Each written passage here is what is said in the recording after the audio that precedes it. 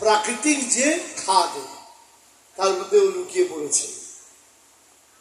লুকিয়ে পড়ে দেখছে একটা মাকড়সা জাল বোনার চেষ্টা করছে। যতবার জাল বোনার চেষ্টা করে পড়ে যায়, যতবার জাল বোনার চেষ্টা করে পড়ে যায়।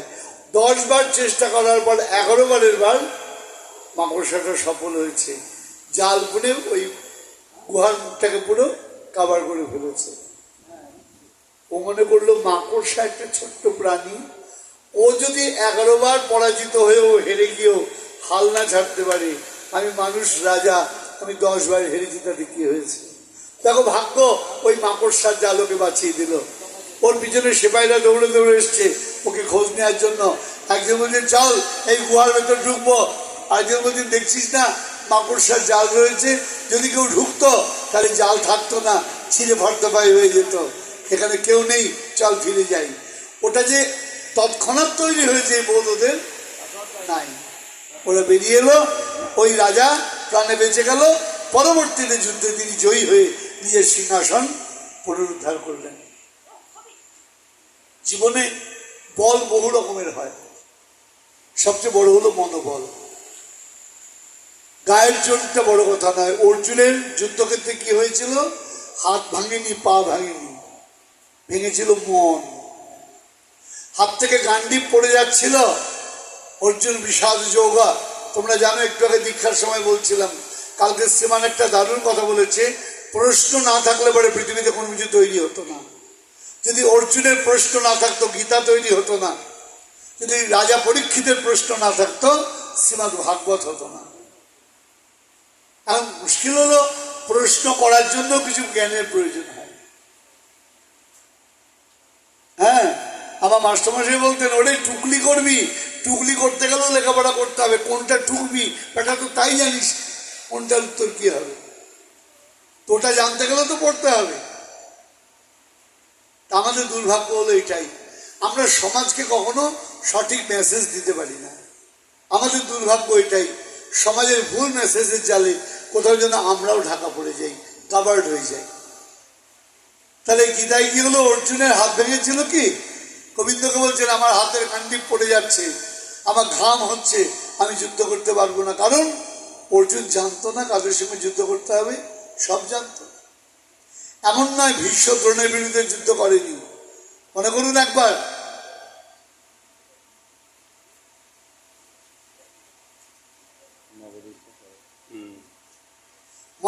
একবার যখন পাণ্ডবরা 12 বছর বনবাস, 1 বছর অজ্ঞাতবাসে রয়েছেন, 1 বছর অজ্ঞাতবাস থাকার সময় ভীমের হাতে বিরাট রাজার সেনাপতি কিচকের মৃত্যু হয়ে যায়। কারণ দ্রৌপদীর দিকে তার নজর পড়েছিল। দ্রৌপদী ভীমকে বলেছিল তোমাদের 5 জনের স্ত্রী, এই কি আমার অপরাধ? যে পুরুষ আসবে সেই আমাকে কুনজরে দেখবে, যেমন তোমাদের ভাই দেখেছে তেমন এই কিচক দেখছে। ভীম বলেছেন যাজ্ঞসেনী তুমি চিন্তা করো না, আমরা আজ বিপদে আছি বলে, তাহলে আমার এক বাহুতে আমি ওই কিচককে বধ করতে পারি, কালকে সূর্যোদয় কিচক দেখবে না। তুমি কি বলো? কিচকের প্রেমে তুমি লুব্ধ, তাই কিচককে তুমি আমন্ত্রণ করো। কোথায়? বিরাট রাজার সেনাপতি কিচককে তুমি আমন্ত্রণ করো অর্জুনের নৃত্যশালায়। অর্জুন কি করলেন?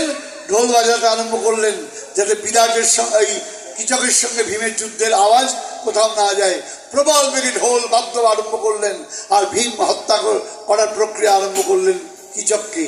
কিচক যখন বিনাশ হলো, সংবাদ পেল, তখন মনে করলো, আর মনে রাখবে মানুষ কিন্তু দুর্বলতা পেলে কেলেঙ্কারি। যদি তুমি দুর্বল হয়ে যাও, কারোর কাছে দুর্বলতা প্রকাশ করবে না। কারণ কোনো বাড়ি যদি ভেঙে যায়, মানুষ তার ইটটা পর্যন্ত তুলে দিয়ে চলে যায়। তাই বাইরে কখনো প্রকাশ করো না যে তুমি ভেঙে গেছো, কারণ তোমার ভাঙা মন জোড়া দেওয়ার জন্য কেউ আসবে না। আমি বলেছিলাম আমার এক সন্তানকে, শোন, যে নিজের চোখের জল মনে করে আরেকজন এসে মুছে দিয়ে যাবে, সেই জীবনে এগোতে পারবে না। যে নিজের চোখের জল নিজে মুছে এগোতে পারবে, সেই হলো এগোনোর সৈনিক। ব্যথা তো জীবনে অনেক পাবে, কে ব্যথা পায়নি? কে ব্যথা পায়নি? ভগবান গোবিন্দ আবির্ভাব তার কংস কারাগারে, রামচন্দ্র রাজা হবেন, বলা হলো বউকে ধরো, বলকল পড়ো, বনে চলে যাও, থাকতেই পারবো না অযোধ্যা। আরে ভরত রাজা হবে, আমি যদি অযোধ্যায় থাকি ক্ষতি কি? কারণ ভরত যদি রাজা হয়, রাম যদি অযোধ্যায় থাকে, তাহলে কি হবে? প্রজারা কখনো ভরতকে মেনে নেবে না। তাই কইকেই কৌশলে ওকেই জায়গা থেকে সরিয়ে দিলেন। রামচন্দ্র হাসতে হাসতে চলে গেলেন। কেন? জঙ্গলে যাওয়ার জন্য না তার দুঃখ, রাজা হওয়ার জন্য না ছিল তার কোনো আনন্দ। ওই মনেলে আজ কহজে, ভালো মন্দ যাহাই আসুক সত্যের এলো সহজে। বলো, বাড়ির সবাই লোক যদি কান্নাকাটি করি, এই বৃষ্টি কমবে? এই রামেল কমবে? যদি কমতো আমি বেশি করে কাঁদতাম। কারণ আজকে কান্নার সময় না। আমি বাবাকে বলেছি, বাবা আজ আনন্দের সময়, গুরু এসেছে তোর বাড়িতে, তুই আনন্দ করবি। কে করতে পারলো না মনে করবি তাদের দুর্ভাগ্য। বিয়ে বাড়িতে মেয়ে এসেছে, ছেলে এসেছে, বিয়ে হয়ে যাবে, পুরোহিত থাকলেই হলো। বরযাত্রী এলো কি না এলো, বাড়ি বয়ে গেল। চেষ্টা করা হয়েছে আনার, এখন বাস খারাপ হয়েছে বলে তো বিয়ে আটকাবে না। বরের গাড়ি যদি আটকে যেত তাহলে বিয়েটা আটকে যেত। হ্যাঁ, তো বরের গাড়ি যখন চলে এসছে আর টেনশন কি? আমি বলেছি বাবা চিন্তা করবি না। ও লজ্জা পাচ্ছে, গুরুদেব ভিজে ভিজে এসছে। আমি ভিজে আসিনি, আমি ভিজেছি, আমি মিহিরের ভালোবাসায় ভিজেছি। বৃষ্টি আমায় ভেজাতে পারেনি। আমি কেন নেমে এসছি? আমি মনে করি যে গাড়িতে যদি আরো 10 মিনিট বসি, ছেলেটা 10 মিনিট কম আমাকে পাবে। আমি যদি 10 মিনিট আগে নামি, সবাই আমাকে বকাবকি করছে, আপনি কেন লাফ দিয়ে নামতে গেলেন, আর 10 মিনিট পরে তো থেমে গেল। তাহলে আমি তো অন্তর্যামী নই, বৃষ্টি কতক্ষণ থামবে? আমার ছেলেটা 10 মিনিট কম পাবে, ওর মুখের দিকে আমি তাকাতে পারছিলাম না। তাই আমি আগে নেমে এলাম। ওর বাড়িতে আমি ঢুকলে ওর অন্তত এই শান্তি, এত বছর পর গুরুদেব বাড়িতে এলো। দেখো, যে কোনো জিনিসকে পজিটিভ দিক দিয়ে দেখবে, নেগেটিভের মধ্যে পজিটিভ আছে।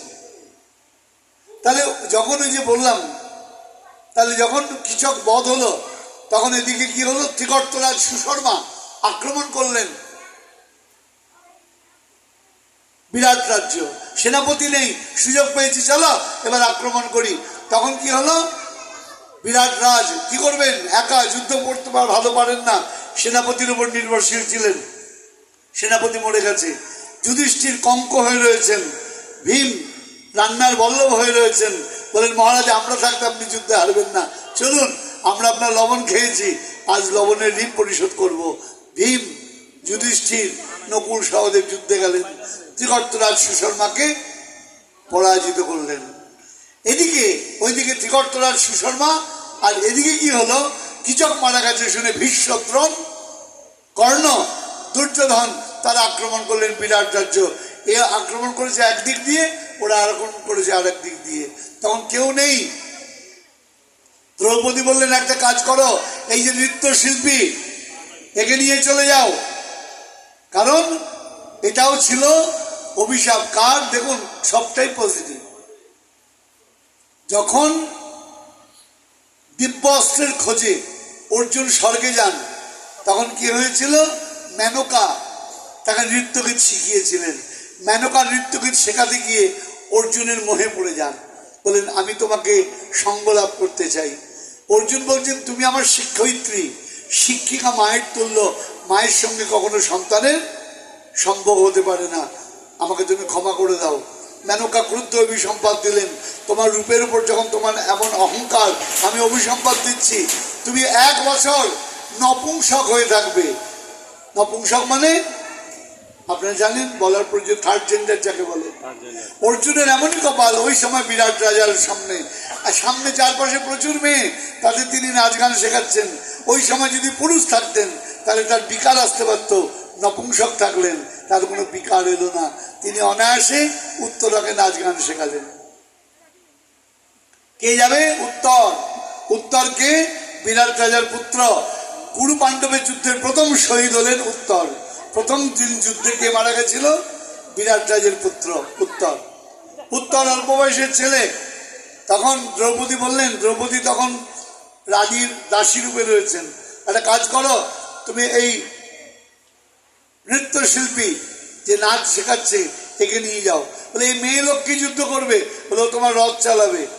রথ চালিয়ে নিয়ে যাচ্ছেন। ওই কর্ণ দ্রোণ দেখে উত্তর ভয় পালিয়ে যাচ্ছেন। অর্জুন বলছেন ভয় পেও না, আমি আছি, আমি যুদ্ধ করবো, তুমি রথ চালাও। অর্জুন কি করলেন? ওই নারীর ছদ্মবেশে লড়াই করে সকলকে অজ্ঞান করে দিলেন। তাহলে অর্জুন জানতেন না কাদের সঙ্গে যুদ্ধ করতে হবে? জানতেন, সেখানে শুধু অজ্ঞান করেছেন, কিন্তু এখানে হত্যা করতে হবে। অজ্ঞান করা আর হত্যা করার মধ্যে অনেক তফাৎ আছে। হ্যাঁ, উত্তরা বলেছিল, হ্যাঁ বৃহন্নলা, অর্জুনের নাম কি ছিল? বৃহন্নলা। বৃহন্নলা, তুমি যখন যাচ্ছ যুদ্ধে, জয় হলে পরে ওই কর্ণ দ্রোণাচার্য এদের কাপড়ের টুকরো নিয়ে আসবে, আমি পুতুল খেলবো। অর্জুন সকলের কাপড়ের টুকরো কেটে কেটে নিয়ে এসছেন পরাজিত করে। তোমরা পরাজিত হলে জেনে রাখো, ফেরত গেলেন। তা সেই অর্জুনের হঠাৎ করে কুরুক্ষেত্র যুদ্ধে কি বিষাদ এলো? ভগবানের ইচ্ছা হয়েছে শ্রীমদ্ ভাগবত প্রকাশ হবে। গ্রন্থের নাম কিন্তু গীতা নয়, নাম হচ্ছে শ্রীমদ্ ভাগবত। ভাগবত কেন বাবা? যা ভগবানের কথা তাই ভাগবত কথা। জেনে রাখো, ভাগবত কাকে বলি? যা ভগবানের কথা সেটাই ভাগবত কথা। মহাজন পদ দিয়েছেন, দুই ভাই জগতের খালি অন্ধকার, দুই ভাগবত শোনে করান সাক্ষাৎকার। এক ভাগবত হয় ভগবত শাস্ত্র, আর এক ভাগবত হয় ভক্তিরস পাত্র। বলে দুজনের গুরুত্ব কেন? এটাই তো মজার ব্যাপার। গায়ক আছে, শোনার লোক নেই, গায়কের গানের কি দাম আছে? কালকে শিবা নদীরাজ পাঠ করলো, সবাই হাজার হাজার লোক আহা আহা করলো। এবার একটা লোক থাকতো না, এই ভগবত পাঠের মূল্য কি থাকতো? আরে বাবা, চিনি খাওয়ার জীব যদি না থাকে, চিনি আর লবণের তফাৎ কোথায়? তা চিনির মিষ্টত্ব গ্রহণের জন্য চিনির যেমন থাকা জরুরি, তেমনি একটা রসনা জীব থাকাটাও জরুরি। ভগবানের প্রেম পাওয়ার জন্য ভগবানের থাকা যেমন জরুরি, আস্বাদন করার জন্য ভক্তের থাকাও তেমনি জরুরি।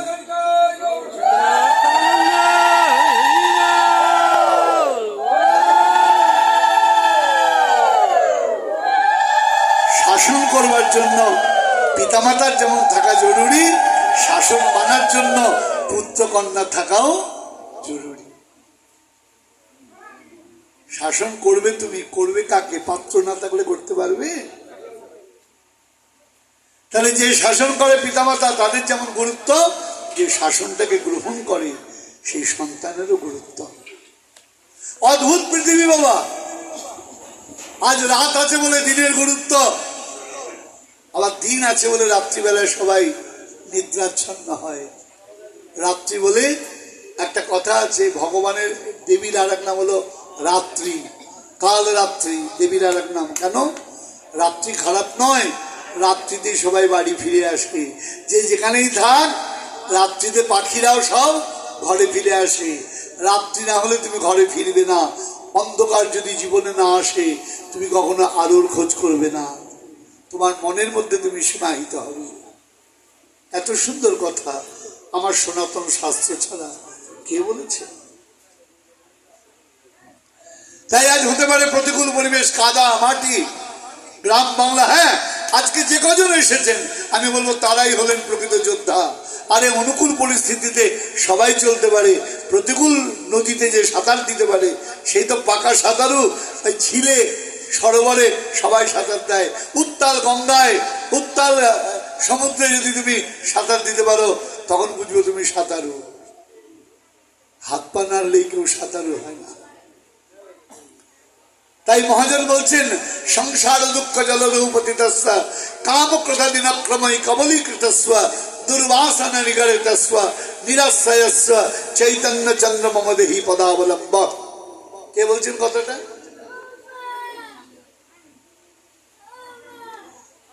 কে বলছেন?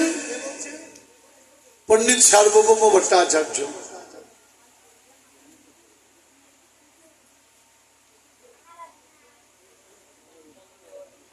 এই ভুল হলো, এটা প্রবোধানন্দ সরস্বতী বলেছেন। কালান্নষ্টম ভক্তি যোগম নিজম, এটা হলো সার্বভৌম। পণ্ডিত আমরা জগন্নাথ মন্দিরে বলেছিলাম কার কথা? প্রবোধানন্দ সরস্বতীর কথা, যিনি প্রকাশানন্দ ছিলেন, পরে প্রবোধানন্দ হয়ে মহাপ্রভুর চরণে আত্মসমর্পণ করেছেন। 10,000 সন্ন্যাসী শিষ্যের গুরুদেব। মনে পড়ে?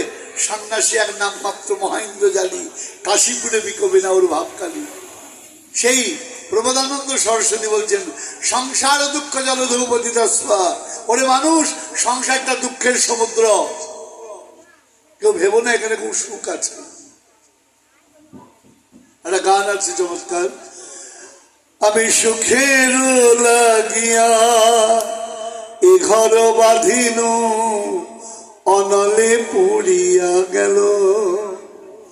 অমিয় সাগরে স্নান করিতে সকলি গরল ভেল,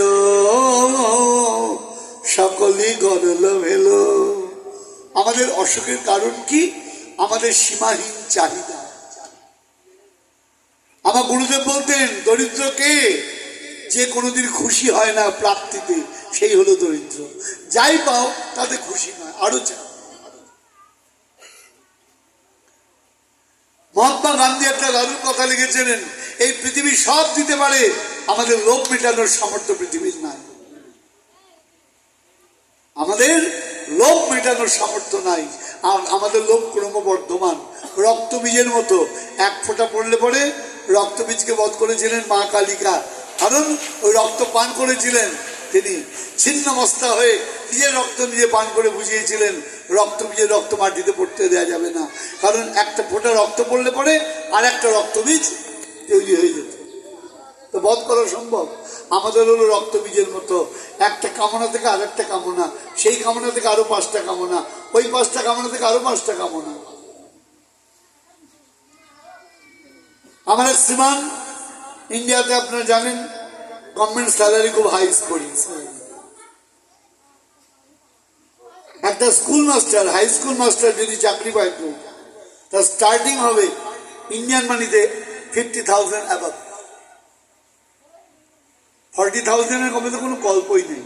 আর প্রাইমারি টিচার চাকরি পাবে স্টার্টিং মিনিমাম 30,000। কারণ কোন দেশে আমাদের একটা কথা আছে, শিক্ষক যদি সম্মান না পায় সেই দেশে বুনিয়াদ কখনো ভালো হয় না। আমি বলেছিলাম একটা পাঠেতে, একটা ইঞ্জিনিয়ার যদি খারাপ হয়, একটা ব্রিজ খারাপ বানাবে, তাতে 200 লোক মারা যাবে। একটা ডাক্তার যদি খারাপ হয়, সারা জীবনে 1000 লোক মারবে। শিক্ষক যদি খারাপ হয়, একটা জেনারেশন মরে যাবে, শেষ হয়ে যাবে। একটা দেশকে যদি ধ্বংস করতে হয়, বোমা মারতে হবে না, গুলি করতে হবে না, শুধু শিক্ষা ব্যবস্থাটাকে ধ্বংস করে দাও, দেশটা আপনা আপনি নষ্ট হয়ে যাবে। দেশটা আপনা আপনি নষ্ট হয়ে যাবে। শিক্ষক যদি ঠিক না হয় তাহলে গন্ডগোল। সেই মজার গল্প আছে, হ্যাঁ, এক আমাদের দেশে ইঞ্জিনিয়ারিং কলেজ, হ্যাঁ, সবাই পড়াশোনা করে, ভালো পড়াশোনা করে, ইঞ্জিনিয়ারিং কলেজের ছাত্র। তো ইঞ্জিনিয়ারিং কলেজের ছাত্ররা একটা প্লেন বানিয়েছে, তো প্লেনে উঠেছে সব প্রফেসররা। তা যেই অ্যানাউন্সমেন্ট হয়েছে অমুক কলেজের ছাত্ররা এই প্লেনটা বানিয়েছে, সব প্রফেসর লাফ দিয়ে নেমে চলে গিয়েছে। বলে কেন? বলে প্লেন করে অ্যাক্সিডেন্ট হবেই হবে। আর নিজেরা জানে তো, লেখাপড়া শেখায়নি ঠিক করে। প্রিন্সিপাল চুপ করে বসে রয়েছে। বলে স্যার আপনি নামলেন না? বলে আমার বিশ্বাস এই প্লেন জীবনে উঠবে না। তা এই যদি হয় তাহলে এডুকেশনের দোষটা কি বলুন তো? শুধু মাইনা পেলেই হবে না, যেটা বলতে যাচ্ছে। আমার এক সন্তান আমাকে বারবার করে, বাবা আশীর্বাদ করো, তোমার মেয়ে এই করেছে সেই করেছে, চাকরি যেন পায়। চাকরি পেয়ে গেছে। আপনারা জানেন একটা কোর্টের রায় 25,000 চাকরি বাতিল হয়ে গিয়েছে। গভর্নমেন্ট যদি মনে করে এটাই হলো ব্যবস্থার সুবিধা, আমার ভুল হলে আপনি ডাকবেন, আপনার ভুল হলে আমি ডাকবো। ইন্ডিয়া কনস্টিটিউশন আলাদা, বিচার ব্যবস্থা, আইন ব্যবস্থা, শাসন ব্যবস্থা সম্পূর্ণ পৃথক। কেউ কাউকে আঙুল গলায় না। বিচারক এক রায় দিয়ে 25,000 চাকরি বলে দিলেন হবে না, কারণ তারা আইন মেনে চাকরি পায়নি। কেউ টাকা দিয়ে চাকরি পেয়েছে, কেউ পরীক্ষা না দিয়ে চাকরি পেয়েছে, অর্থাৎ সবাই টাকা পয়সা দিয়ে চাকরি পেয়েছে। শিক্ষক যদি খারাপ হয়, সমাজের অবস্থা কি হবে? বিচারক এই বলে রায় ক্যান্সেল করলেন। সেইখানে দাঁড়িয়ে ওর বউ চাকরি পেয়ে গেছে। প্রথম দিন প্রণাম করতে এলো, মিষ্টির হাড়ি নিয়ে রসগোল্লা, পান্তুয়া, হেন তেন অনেক কিছু। আমরা সবাই প্রসাদ পেলাম, ভালোই বলো দেবে। 1 মাস পরে এসছে, মনটা খুব বেজার। কি পোস্টিং পছন্দ হয় নাও, চাকরি পছন্দ হলো, পোস্টিং পছন্দ হতে হবে। পোস্টিং পছন্দ হলো, সহকারীরা ভালো না। তা পোস্টিং ভালো হলে সহকারী ভালো হতে হবে, সহকারী ভালো হলে হতে হবে ঘরের কাছে হতে হবে। আরে ভাই, আমাদের চাওয়ার কোনো শেষ নাই। তাই ভগবান সব দিতে পারেন, আমাদের লোভের সীমানা তিনি করতে পারেন না। আমরা বড় লোভী, আর যে লোভী তার কোনোদিন অভাব যায় না। জীবনে যা পেয়েছ তা নিয়ে সন্তুষ্ট থাকো। কালকে একটা মেয়েকে বলছিলাম, আমার মামুনি সন্তান হয়নি, খুব কষ্ট, কান্নাকাটি করছে। না হারে, তো সন্তান হয়নি, কান্নাকাটি করছিস। আমি এক জায়গা থেকে ঘুরে এলাম, 3টে ছেলে মেয়ে, বর এমন মার মেরেছে কান বন্ধ হয়ে গিয়েছে। বলছে বাবা, এই ছেলে মেয়ে নিয়ে কোথায় যাবো আমি, বলো। এখন মনে হচ্ছে এই ছেলে মেয়েগুলো যদি না হতো আমি হয়তো প্রাণে বাঁচতাম। তা তোর ছেলে মেয়ে হয়নি বলে তুই কাঁদছিস, আর ওর ছেলে মেয়ে হয়েছে বলে ও কাঁদছে। স্বামী অমানুষ, আর তোর স্বামী দেবতার মতো তোকে ভালোবাসে। হ্যাঁ বাবা, আমার স্বামী এমন ভালোবাসে, শ্বশুর শাশুড়ি দেখুন সব ভালো পেয়েছে, একটা সন্তান পায়নি, ওর দুঃখ আছে। আবার কেউ সন্তান পেয়েছে, স্বামী খারাপ, শাশুড়ি খারাপ, তার জন্য তার দুঃখ। তাই আমাদের গন্ডগোল কি, আমরা কোনো কিছু পেয়েই সন্তুষ্ট হতে চাই না। তাই মনে রাখবে, জীবনে যা পেয়েছ তা নিয়ে খুশি থাকো, যা পাওনি তা নিয়ে হাহাকার করো না। যেটা পেয়েছ মনে করো তার কৃপা, যেটা পাওনি মনে করো তার ইচ্ছা। যেটা জীবনে পেলে মনে করো তার কৃপা, যেটা পাওনি সেটা তার ইচ্ছা। তুমি গুরু পেলে এটা ভগবানের কৃপা, বৃষ্টি হলো তার ইচ্ছা। যদি মেনে না নাও, তোমার দুঃখ পৃথিবীতে কেউ দূর করতে পারবে না। মনে রাখবে, অর্জুনের চোখের সামনে অভিমন্যু মারা গেছে, ভীমের চোখের সামনে ঘটোৎকচ মারা গেছে। পুত্র ছিল, তারপরেও তারা পুত্রহীন, তারা মেনে নিয়েছে জীবনটাকে।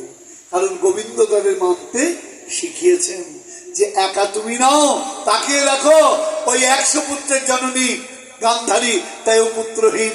তোমার তো একটা ছেলে মরেছে। তাই ভক্তমন্ডলী, কি পেলাম আমাদের জীবনে, কি পেলাম আর কি হারালাম, তার যোগ বিয়োগ করতে আমরা ব্যস্ত। শুধু মনে রাখবেন, জীবনে কি উপলব্ধি করলেন। কারণ জীবনে কেউ পায় না বাবা, কেউ হারায় না।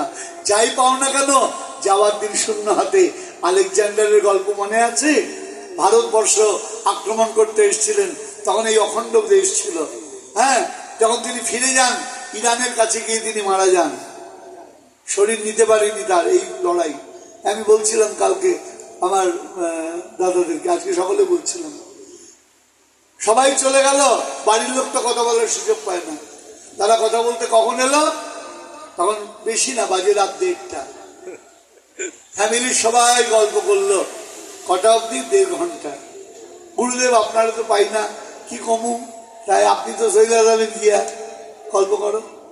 তাদের মনের কথা বললাম, আমি তাদের সমাধান করলাম। কটা বাজে? 2:30। 2:30-এর সময় এলো গৃহকর্তা, তার যে মনে বড় ব্যথা, অনেক কষ্ট, সেই নিয়ে বসলাম। চললো 3:30। তখন ঘুমোতে গেলাম, তখন দেখি ফজরের নামাজ হচ্ছে। এবার ভাবো, দেখো তো, তাদের তো আজকে রাত্রেবেলায় আবার তারা 10টায় ঘুমিয়ে পড়বে বা 11টায় ঘুমিয়ে পড়বে। আমি যেখানে যাবো পরশুরাম, সেখানে একই অবস্থা। তাহলে এই যে কন্টিনিউ চলছে, এই শরীর এক সময় ভেঙে পড়তে পারে, যেটা আগের বার হয়েছিল। বাউসিয়া গিয়ে শরীরটা একদম ভেঙে পড়লো। এই জন্য আমি আগে থেকে তৈরি হয়ে গেছি, ভাঙার আগে ছুটি নিয়ে নিয়েছি। যেই বুঝছি ভাঙবে ভাঙবে করছে, ভাই খেলা এবার স্টপ করে দাও, আবার যখন শক্ত হবে আবার করবো। কারণ সন্তানদের আমি ক্লিয়ার বলি যে গুরুদেব হয়ে যদি তোদের কিছু দিতে না পারি, আমার বড় যন্ত্রণা লাগে। আমরা হিসাব করি গুরুদেবকে কি দিলাম। তোরা যেমন মনে করিস গুরুদেবকে কি দিলাম, কি পেলাম ভাবিস না। আর আমিও মনে করি কি দিলাম, কি পেলাম আমিও ভাবি না। যেদিন ভাবতে পারবে কি পেলাম, সেদিন দেওয়াটা তুচ্ছ হয়ে যাবে। আর আমি যা পেলাম সেইটাকে ভাবি, কি দিলাম সেই কথা ভাবি না, যার জন্য আমার পাওয়াটা অনেক বড় হয়ে যায়। আজকে আমার মিহির যে প্রেম দিয়ে এই জায়গাটা গড়ে তুলেছে, এই কাদামাটির যতগুলো জুতোর দাগ থাকবে ততগুলো দাগ সাক্ষী তার অনুরাগ, তার ভালোবাসা। তাই বললাম আজকে আমি ভিজিনি বৃষ্টিতে, আমি ওর ভালোবাসায় ভিজে এসেছি। আমি অনেকবার চেষ্টা করেছিলাম, ও একটা ভুল রাস্তায় যাচ্ছিল, আর মানুষ যখন ভুল করে তখন বুঝতে পারে না, হাজার বললেও বুঝতে চায় না, অন্ধ ছিল। আমি বললাম মা বাবা এটা হতে পারে না, এইটা পৃথিবী, দেখো কোন রকম দু নম্বরই আছে। পরে ধরা পড়ে গেল, মাঝখান থেকে কি হলো, ছেলেটার কত বছর লাইফ থেকে চলে গেল, ও আরো আগে পেত আমাকে। তখন বুঝতে পারলো, আস্তে আস্তে প্রেম জন্মালো। আমি যেখানে গিয়েছি, কত জায়গায় গিয়েছে। এবার তোর ভাইকে দেখলাম না বাবা, ছোট ভাইটাকে, ও বৃন্দাবন, বাবা ও তো সর্ববুদ্ধে চলে গিয়েছে, ভালো জায়গায় আছে। হ্যাঁ, তাই যাই হোক, ছোট ভাইটাও তেমনি বহু জায়গায় গেছে, ও আমার বাবা প্রভুর সন্তান। তা কথাটা হচ্ছে, দেখো যাকে কেন্দ্র করে আজকে এখানে আসা, প্রথম আমি এসেছিলাম, আজ কিন্তু সে নেই। তাহলে কি হবে? আমার একজন বলেছিল, প্রভু মা বাবা যদি জন্ম না দিত তাহলে গুরু পেতাম কি করে, মা বাবার থেকে গুরু বড় হয় কি করে? তাহলে তো সেরকম হলো, ঘটক বিয়ে ঠিক করেছে, বিয়ে বার বলবে হনিমুনে গেলে আমায় নিয়ে যেতে হবে, আমি না থাকলে বিয়েটা হতো না। তোমরাই বলো, ঘটককে কেউ হনিমুনে নিয়ে যায়? ও বিয়ে ঠিক করতে পারে, আলাদা কথা। হ্যাঁ, তেমনি আমাকে গুরু যে চিনিয়ে দিয়েছে, সে যদি বলে আমি আর গুরু সমান, তা নয়। ঘটক ঘটক, স্বামী স্ত্রী স্বামী স্ত্রী। তেমনি পিতামাতা দেহের জন্ম দেয়, আত্মিক শিক্ষার জন্ম দেন গুরুদেব, এই জন্য সবার ঊর্ধ্বে তিনি। গোবিন্দ বলেছেন সুদাম বিপ্রকে, প্রথম গুরু পিতামাতা, দ্বিতীয় গুরু বিদ্যাদানকারী, তৃতীয় গুরু পারমার্থিক বিদ্যাদানকারী। তিনি পজিটিভ, কম্পারেটিভ, সুপারলেটিভ, এখানে অমর্যাদার কোনো জায়গা নাই। যাই হোক, আজকে পরম আনন্দ, আমার কোনো দুঃখ হয় না, আমার চোখে জল টল হয় না, কারণ আমি যে কোনো পরিস্থিতিকে আমি অ্যাকসেপ্ট করে নিই। কারণ মনে করি আমার থেকেও খারাপ অবস্থায় হাতিয়া আছে, আমার থেকেও খারাপ অবস্থায় চাঁদপুর পুরান বাজার আছে, আমাদের থেকেও খারাপ অবস্থায় চট্টগ্রাম আছে, পতঙ্গা আছে, আমরা তো ভালো আছি। জল ঢুকে যদি আজ হাঁটু জল হয়ে যেত নদীর কাছাকাছি, তাহলে কি উপায় হতো? অন্তত চেয়ারে বসেও তো আমরা আজকে গুরুদেবের মুখ থেকে শুনতে পাচ্ছি। এবং আজকের যে আলোচনা, সেটা অন্য ধরনের, অন্য ভাবনার, ছোট ছোট বাচ্চাগুলো ওদেরও জীবনে কাজে লাগবে। আমাদের ধারণা পাঠ মানেই ওই বয়স্ক লোকরা বসে ঝিমোয়, মাঝে মধ্যে উলু দেয়, প্রসাদ পায়, বাড়ি চলে যায়। জিজ্ঞাসা হলো কি শুনলে, কিচ্ছু বলতে পারবে না। কেমন পাঠ শুনলো দিদি? অপূর্ব, গোসাই যা কইছে, সব কান্দায় ভাষায় দিছে, তবে খিচুড়ি খান বড় সুন্দর হয়েছে। আরে পাঠ কেমন শুনলেও খিচুড়ি গল্প আরম্ভ করে দিল। প্রসাদ যা হয়েছে, পুষ্পান্ন যা করছে, তবে দেবনাথ বাড়ির মতো নয়, ওরা ঘি দিচ্ছিল, ব্যাটারে ঘি দেয় নাই, তেল দিচ্ছে না, যায়নি যাই যাই। তা তেল দিয়েছে, কি হয়েছে? তারপর মনে আছে আমার এক দাদা উৎসবে হঠাৎ 10 দিন তেল দিয়েছে। আমার দাদা হঠাৎ তুমি তেল দিলে? তা দাদা বলছেন, দেখ তেলই যদি দেবো, ভাবলাম গুরুকেই তেল দিই, অন্য লোককে তেল দেবো কেন? খুব মজা, রসিক মানুষ তিনি। হ্যাঁ, আমার কথাটা দারুণ লেগেছিল। হ্যাঁ, তা আমাদের কথা হচ্ছে, আমরা তো সবাইকে খুশি করতে করতেই ব্যস্ত হয়ে গেলাম। আজকে আমার স্নেহের সকলকে বলছিলাম, বাবা মনে রাখবি, তুই খুশি হলি কিনা জীবনে এটা ভেবে রাখবি, কারণ দুঃখের সাথে কেউ হয় না, যার যার দুঃখের পাষাণ ভার তাকেই বহন করতে হয়। তা শুধু ভক্তমণ্ডলী, আমরা সবাই কিন্তু দুঃখের পাষাণ ভার বহন করি। এখানে গুরু অনুভূতি আমাদের কি করে, দেখবে এই ঝড় যখন চলে যাবে, প্রকৃতি কত শান্ত হয়ে গেছে। জীবনে ঝড় যদি ওঠে, ভয় পাবে না, মনে রাখবে এরপরে প্রশান্তি অবশ্যই আছে। ঝড় না উঠলে শান্তি আসে না। পাণ্ডবদের জীবনে ঝড় উঠেছিল, শান্তি এসেছে। রামচন্দ্রের জীবনে ঝড় এসেছিল, শান্তি এসেছে। ভারতের বুকে স্বাধীনতা সংগ্রামে ঝড় উঠেছিল, স্বাধীনতা এসেছে। ঝড় না হলে বাতাস যে শীতল হয় না, তাই অনুরাগের ঝড় যদি না হয়, তোমার অন্তরও শীতল হবে না। তাই আসুন আজ আমরা সবাই ওই অনুরাগ ভরে আমার শ্রীমান মহাপ্রভুকে আমাদের উপলব্ধি আজ নিবেদন করব। জয় নিতাই, জয় গৌর। আমার যারা সম্প্রদায় আছো, শান্ত, প্রসেনজিৎ, সবাই